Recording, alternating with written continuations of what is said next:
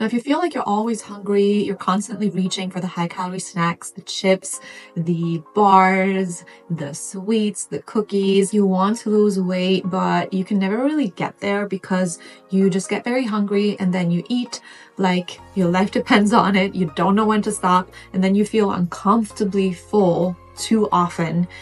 Make sure to watch this video till the end because in today's video, I'm going to give you one very simple tool that you can use no matter how busy you are, no matter how little time you have available. This tool will help you feel more satisfied, recognize how hungry you actually are, and help you stop eating when you're full so you don't have to get into the very uncomfortable, stuffed, bloated territory anymore. If you don't know me, my name is Sandra and I'm a certified health and fitness coach for corporate women in their 30s and beyond who feel like they are a little bit stressed out, don't really have a lot of time available, but want to lose weight in a healthy, sustainable, lasting way. I post videos like this every single week, as well as workouts and healthy, time-efficient recipes. So if that sounds useful to you, make sure to give this video a thumbs up and subscribe down below so you never miss an upload again.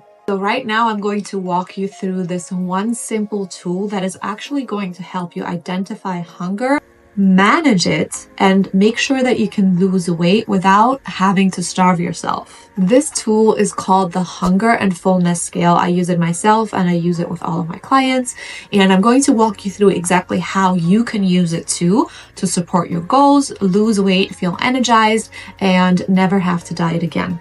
The problem is that most of us, especially as women in our 30s and beyond, we've been conditioned to ignore our body's hunger signals, sometimes even told that feeling hungry is a good thing.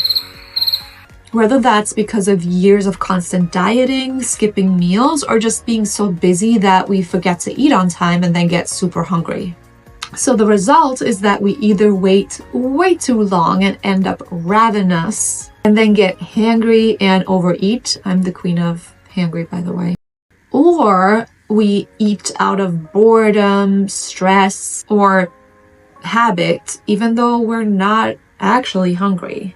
It not only messes with fat loss, but it also leaves you feeling low energy, bloated, and with cravings that just feel overpowering. So here's how to actually use the Hunger and Fullness Scale. It's this scale right here, which ranges from as low as a 1, which is absolutely ravenous, hangry, starving, up to a 10, where you're painfully full from a meal, almost like you could maybe throw up, like it's sitting right there, you know, that kind of feeling. Goal in order to use this for health, of course, but actually also for efficient fat loss is to try to live in the middle zone between a 3 and a 7 roughly. So let's break this down. Your 1 and your 2 on the hunger scale is where you're ravenous, dizzy, your stomach may be growling, you might even feel a little bit lightheaded.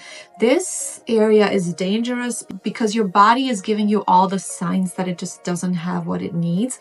But also when you are in that area, you are going to be so much more tempted to reach for the high calorie foods, to overeat and go way beyond where you're actually full, where you're then again feeling guilty and overstuffed.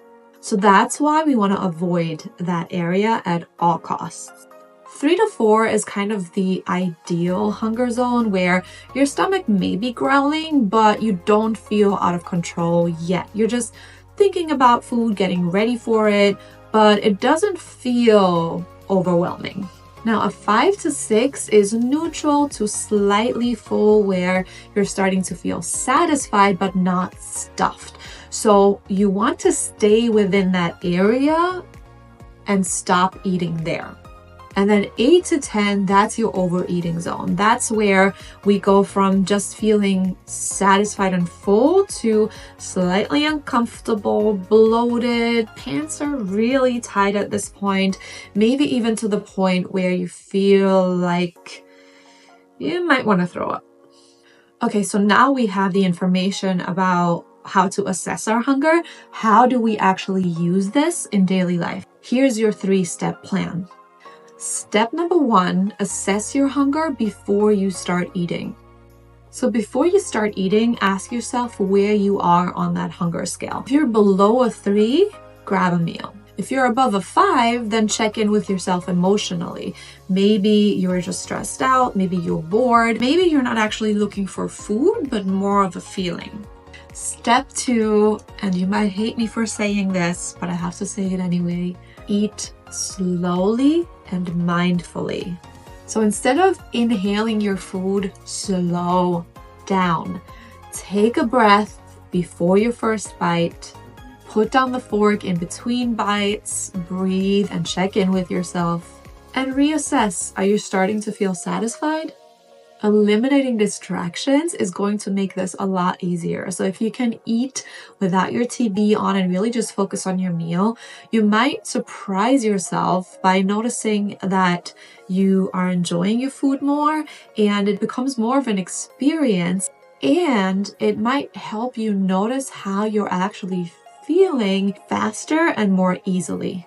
And step number 3 is stop at a 6 or a 7, not an 8, 9, or 10. Aim to stop eating when you're satisfied, not stuffed. If you feel like you need maternity stretchy pants after every single meal, it's probably that you're eating beyond what your body actually needs. So some of the reasons this actually works and matters for fat loss is because it helps you stop overeating, so your body actually gets what it needs without additional calories that just make you feel worse. It stops cravings and binge eating, so by actually fueling your body right and not getting into those ravenous, lightheaded hunger zones, you are actually going to notice your cravings go down and you'll feel much more in control of your nutrition so that you can have fun foods and treats, but you're choosing them as opposed to feeling like you absolutely need them because you're starving. You'll notice your energy levels balance out, so you're not feeling sluggish, but actually energized throughout your day.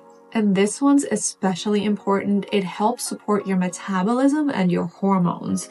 When we try to eat as little as possible, so we're really, really hungry, and then we overeat, it can have a really negative effect on our hormones, which then makes it much harder to lose weight and feel satisfied. If you want me to send over a copy of the hunger scale, drop hunger scale down below in the comments and I'll send it over for free so that you can use it. You can pull it up on your phone anytime you want.